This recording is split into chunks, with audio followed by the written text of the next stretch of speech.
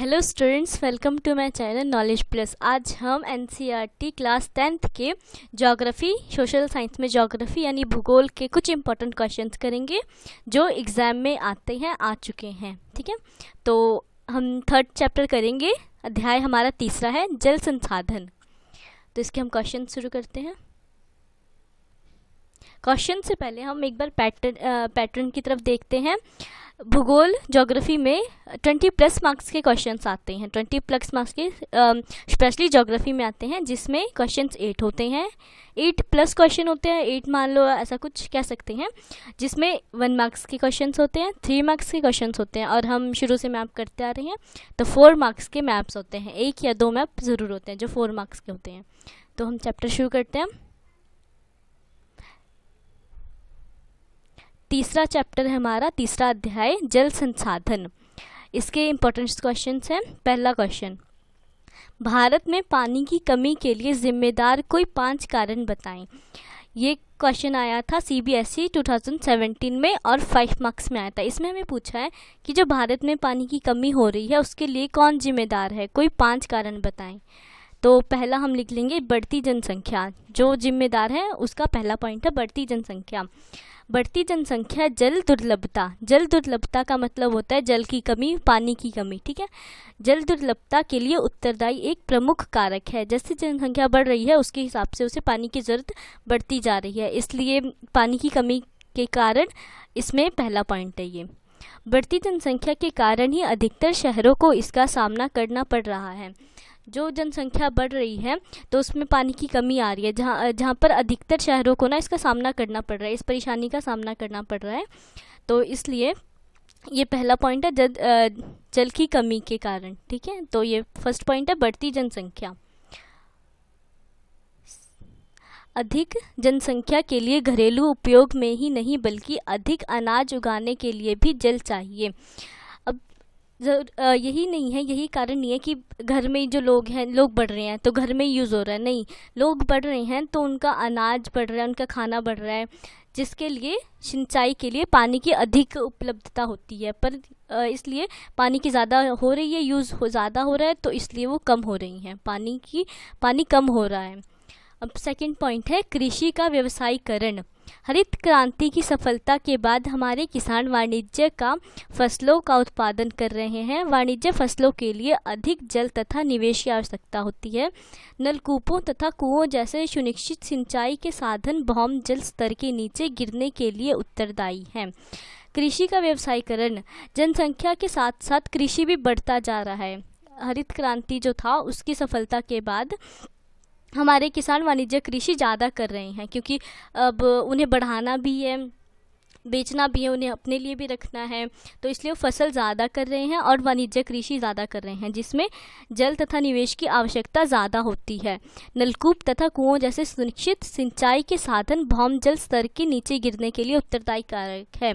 नलकूप और कुओं से सिंचाई के लिए पानी निकाला जाता है, जिससे कुओं और नलकूपों का जो पानी है, भौम जल स्तर है, भूमि के अंदर का जो पानी है भौम जल, वो उसका स्तर नीचे गिर रहा है। तो एक ये भी कारक है, दूसरा पॉइंट था ये।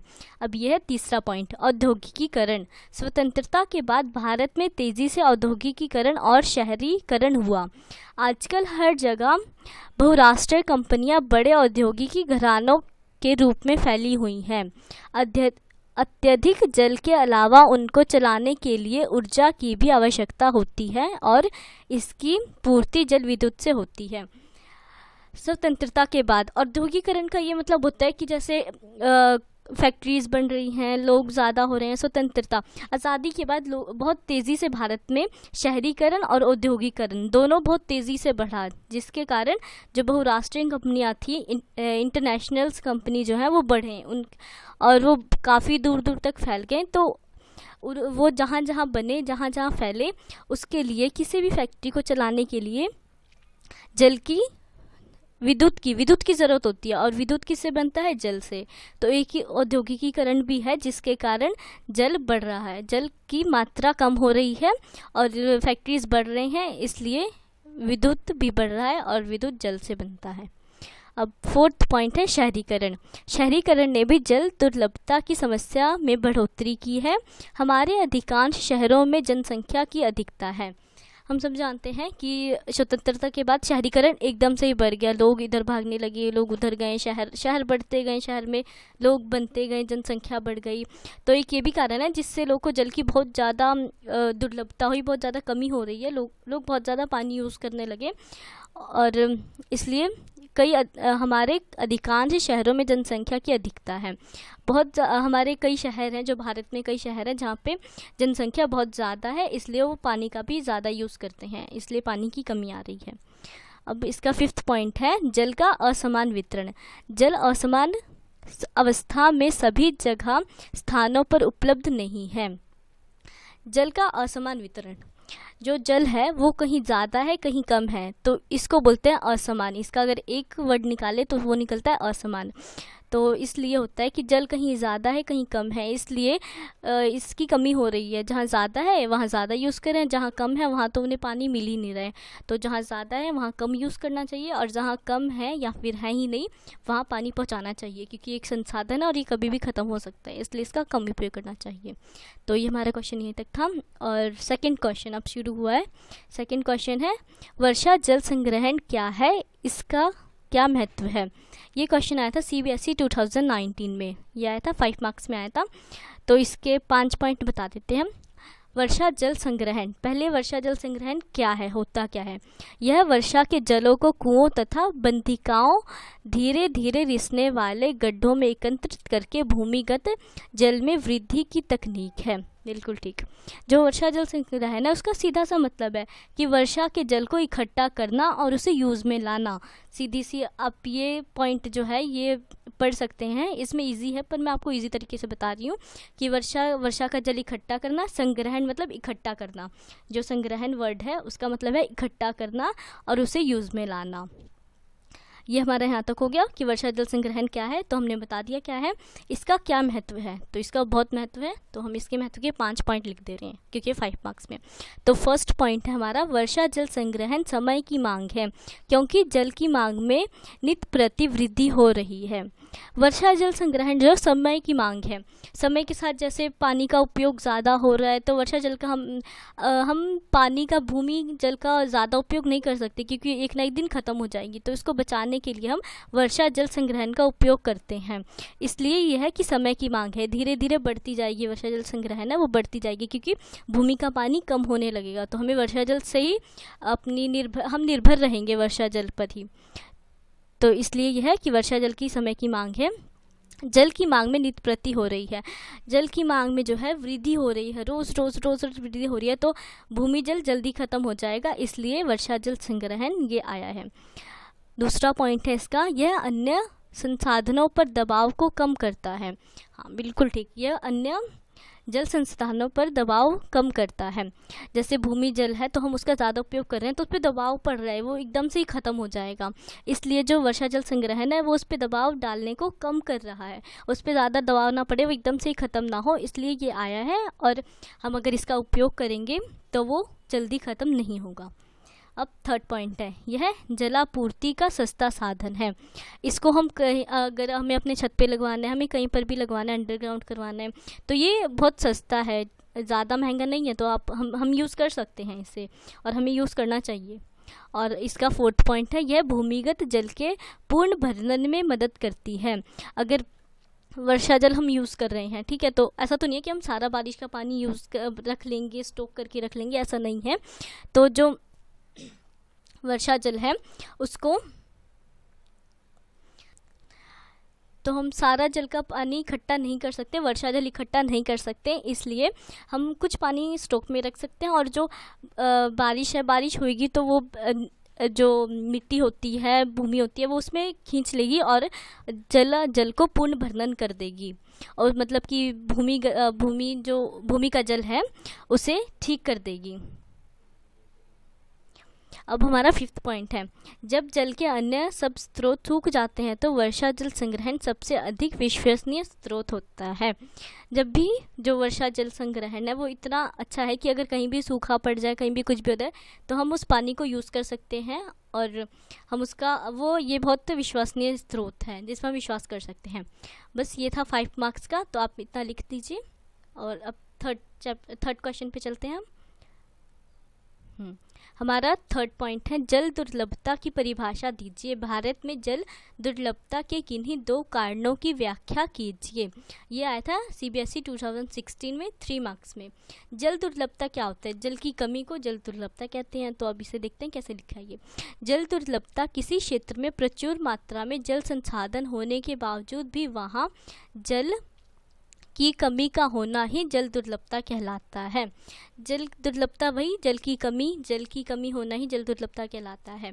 तो आप ऐसे लिख सकते हैं या फिर आप बुक्स में भी लिख सकते हैं देख के। अब है इसमें पहला तो हमें ये क्वेश्चन पूछा था कि इसकी परिभाषा दीजिए। दूसरा है, भारत में जल दुर्लभता के किन्हीं 2 कारणों की व्याख्या कीजिए। भारत में जैसे जल की कमी हो रही है तो उसके 2 कारण बताने हैं, उसकी व्याख्या करनी है। तो पॉइंट फर्स्ट है, जल का और असमान वितरण। जल का असमान वितरण का अर्थ है किसी स्थान पर जल का अधिक होना अथवा किसी स्थान पर कम होना। यही जो मैंने आपको पहले बताया कि जल का असमान वितरण हो रहा है, कहीं ज़्यादा है कहीं कम है, तो इसके कारण जल की कमी हो रही है। अब इसका दूसरा पॉइंट है, जनसंख्या में वृद्धि और उसके परिणाम स्वरूप जल की बढ़ती मांग। जनसंख्या में वृद्धि हो रही है इसलिए लोगों को ज़्यादा ज़रूरत पड़ रही है जल की, और इसलिए जल की कमी हो रही है, दुर्लभता हो रहा है।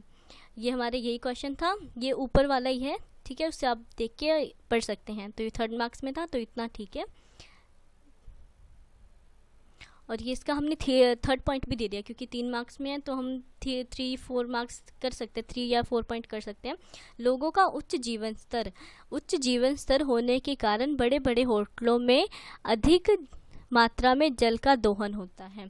हम सब जानते हैं कि अगर होटल है तो वहाँ स्विमिंग पूल होता है, स्विमिंग पूल में जो पानी होता है उसे रोज़ चेंज करते हैं, तो वो क्या हो रहा है, वो इतना सारा पानी जो हो रहा है वेस्ट हो रहा है, उसका दोहन हो रहा है। दोहन मतलब होता है वेस्ट करना पानी को, तो उसका वेस्टिंग हो रहा है जो कि बहुत हार्मफुल है हमारे लिए, सबके लिए। अब हमारा है 4th क्वेश्चन, स्वच्छ जल को औद्योगिक प्रदूषण से किस प्रकार बचाया जा सकता है। यह था CBSE 2017 में 3 मार्क्स में।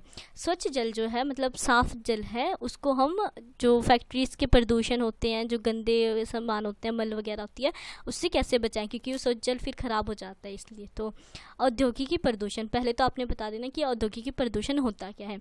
उद्योग से निकला हुआ रसायन जब जल में मिलता है तो जल प्रदूषण होता है, जिसे औद्योगिकी जल प्रदूषण कहते हैं। वही उद्योग से निकला हुआ कुछ भी मल रसायन जो हार्मफुल होता है वो उसे कहते हैं औद्योगिकी प्रदूषण।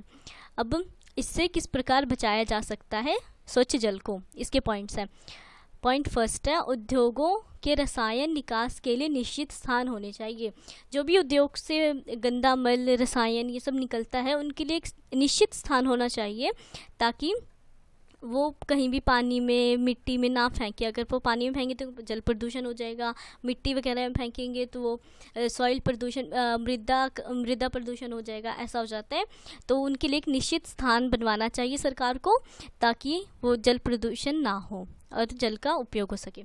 सेकंड पॉइंट है, उद्योगों में रसायन का कम से कम उपयोग होना।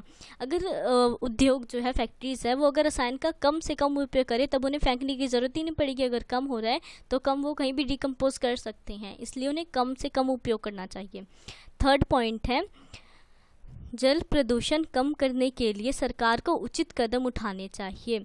जल प्रदूषण जैसे एकदम से ही फैल रहा है, जल्दी जल्दी हो रहा है जल प्रदूषण, तो उसे कम करने के लिए सरकार को उचित कदम उठाने चाहिए जो सबके लिए बेहतर हो। जैसे गंगा नदी में इतने सारे कचरे फेंक रहे हैं तो उसे बचाना चाहिए, उसकी साफ़ सफाई करवानी चाहिए, उसके आसपास जो है कुछ लिख देना चाहिए या फिर कुछ भी कर देना चाहिए कि जुर्माना होएगा अगर किसी ने इसमें गंद पहुँचाया, ऐसा कुछ गंदा कर दिया इससे, ठीक है। तो ऐसा होना चाहिए, सरकार को उचित कदम उठाने चाहिए कि पानी जल प्रदूषण ना हो, पानी गंदा ना हो, उसका यूज़ हो सके, क्योंकि पानी बहुत महत्वपूर्ण है हमारे लिए। और इसका 4th पॉइंट है, सरकार को उचित योजनाएं भी बनानी चाहिए ताकि जल प्रदूषण के भविष्य के खतरे को रोका जा सके। सरकार को उचित योजनाएं इसलिए बनानी चाहिए क्योंकि भविष्य में अगर खतरा हो, जैसे पानी ख़त्म हो जाएगा, ये खतरा है, सूखा पड़ जाएगा जगह पे, ये खतरा है, तो इसको रोका जा सके। अगर सरकार योजनाएं बनाएंगी, उचित योजनाएं बनाएंगी, तो खतरे को रोका जा सकता है भविष्य के। तो ये हमारा था फोर्थ क्वेश्चन था जो पूरा हो गया है। 3 मार्क्स का था।